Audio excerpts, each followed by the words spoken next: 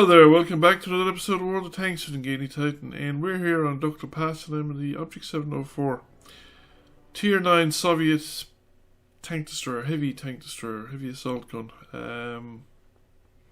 Well armoured machine, very decent machine actually, good gun. Like, decent enough I suppose, angle, arc of fire, although you know, I really like as much arc of fire as they'll give me. The wider the better. I'm not a fan of narrow, if I have to be traversing the whole machine. It resets your whole aim cycle and things like that. It makes the tank an awful lot, the assault gun a lot less usable, at least in terms of the game World of Tanks. I don't think it would be as much a bother in real time, because in real time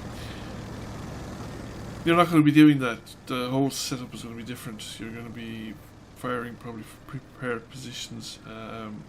There's going to be more than one of you. So the other tanks in your troop or section or squad or whatever they call it, depending on your service, I'm not sure what the Soviets call them, are going to be probably slightly aligned on different arcs of fire, covering the targets that you're not able to. So it is much less of a problem.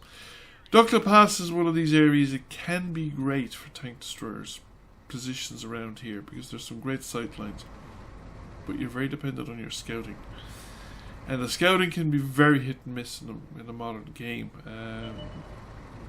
Two problems. One is the scouts either push forward too much too soon and they just get destroyed, or in the case here they're less likely to push forward. You have a mixture of heavy and medium tanks, but the problem is they're likely to push the attack.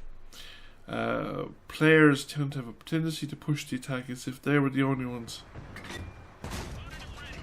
upon whom victory depended, and what they do is they push around obstacles to attack enemies on the other side and give the enemies the advantage, in the sense that if they stay back, let the enemy push onto them, then the enemy is also pushing into the line of fire, the tanks supporting them from behind, like me. Whereas if your forward tanks are pushing forward around an obstacle, then the enemies on the other side of an obstacle and the guys behind the support tanks can't shoot at it. So when you're a frontliner, you should always keep an eye on your support tanks and make sure that you're taking advantage of their existence if they're there. So Panzer 50T has shown, well, the entire tank, and he's still sitting there, he's tracked. Not inclined to repair his tracks, relying on the repair. Now he's going to beat my reload, but if he pops out again. But we have the MX-50-120. I have to wait for the tank to aim in. However, that is a solid strike, 855. It's a good roll, and this guy's down to a one-shot kill if somebody actually manages to land a shot on him. Tempted actually to load high explosives there, but we have a variety. See, the trouble is we have a variety of targets to shoot at. Some of them are being very careful, being joined here by a T-30, which also has a huge gun, but you really have to give the T-30's gun a lot of time to aim in and settle. The gun handling isn't great on that particular gun. Am I going to get another shot here at the E75? No, I'm not. I was actually fairly fortunate to put that one in. He was reasonably well angled, but we just happened to get the right spot, and we've hit the other Panzer 50T and actually managed to damage his ammo rack. That's the 50T, the first 50T. The first 50T is down to a sliver of health as well. How many 50Ts is over there? At least two of them. Don't know what the... Well, I suppose he saw the Object 257 and thought, yeah, it's very forward, I could push it on top of him, but he must have known. I mean, I don't think we've been spotted, but like, until now. But like, the shots were incoming from this direction. He must, I mean, I shot him at least once. I don't know whether the T-30 shot at him or not, but like, he must have known that shot came from a tank destroyer on the hill, like. So we're, looks like we're losing down south. We have a one tank lead, but not a lot. The T-30 is pulled back. And, oh well, I have better armor, so this guy's going to show me a little bit more tank than he should.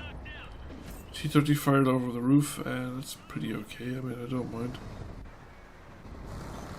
I do genuinely have better armour. And we've now brought that situation, that flank, down to a 2-1. I think the two remaining tanks should be able to take the Kampfpanzer 50T. I don't think there's anybody else down there. There's a guy in the middle, but I'm not sure what direction he's going to go in. There's an Object 705. Can we see him? Doesn't look like we can at the moment. I think he's on the other side of the hill. Yes. Not pushing forward. So now the question is, where do we go? We're not so fast that if we commit ourselves, we could finish up committing to a wrong location. Now, we have one remaining tank down there who is in trouble, and he knows it, but he should be backing up to where the rest of us can see him, where the enemy tanks that come after him have to push over the top of the ridge lines into a position where we can shoot at him, like that 705. Now that falls short a little bit. The T-30 bounced. That was unfortunate. Now the question is he still there?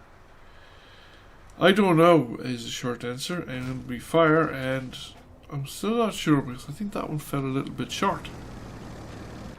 And there's the 704 moving again.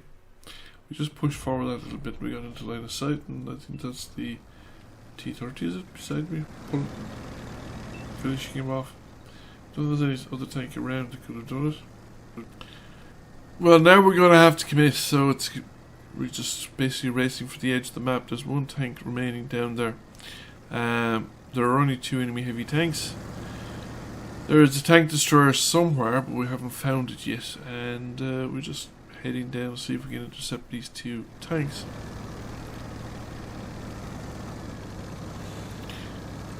So, not exactly a... Well, it's not a terribly slow tank either, given the weight of armour on this thing. But it's not the fastest machine around either. On the other hand, it's now Tortoise. It's got a bigger gun too, and better armour. I mean, the Tortoise's armour might be heavy, but it's not particularly good. Now, the question is, where are they? Where are they indeed? Are they down here? Did they turn back? Did they go north? A tank destroyer behind should really reposition himself closer to the road so that he can at least proximity to take anything going past him and let us know. Because they've gone north, like we're going the wrong way.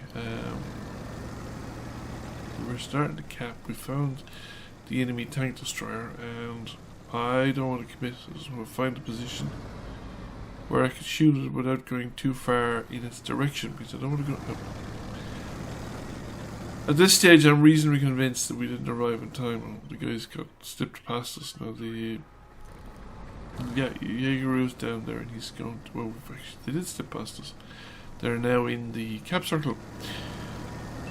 So the Jaegeru down there wasn't showing a lot of tank, although if we probably push south enough, we'd probably get a shot off at him. But the thing is, it's not worth it at this point. We're the ones capping.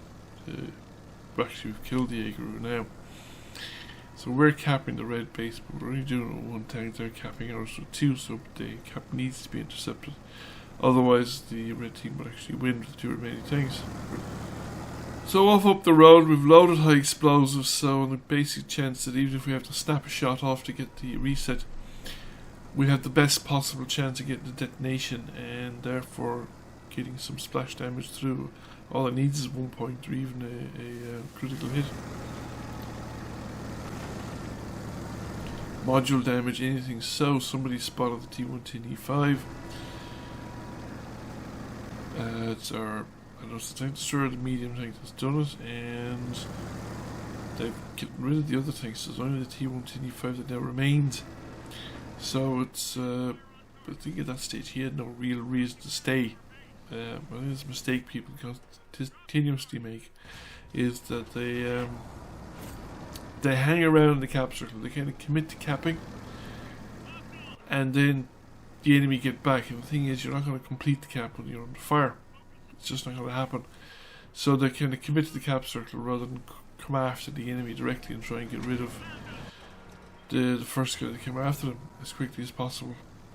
They try and preserve their tank and hit points and preserve their capture points, which is usually doesn't work out. Now I am charging him down, and I did bounce the shot, but he was going to get it anyway. The thing I wanted to do was drive him out of cover, preferably drive him out of the cap circle, and then we could deal with him at leisure. I mean, so he was no longer a threat to winning the game. And I had a lot more hit points remaining than he had, so I could afford to take the hit. And once I had good position, I could, I was going to get him one way or the other, even if I was on my own. It wasn't like where it'd be a one-shot kill driving into the cap circle with three enemy tanks inside it, and seconds to go and hoping for the best. So this situation was much more under control. We were not likely to lose that game except by extraordinary amount of carelessness.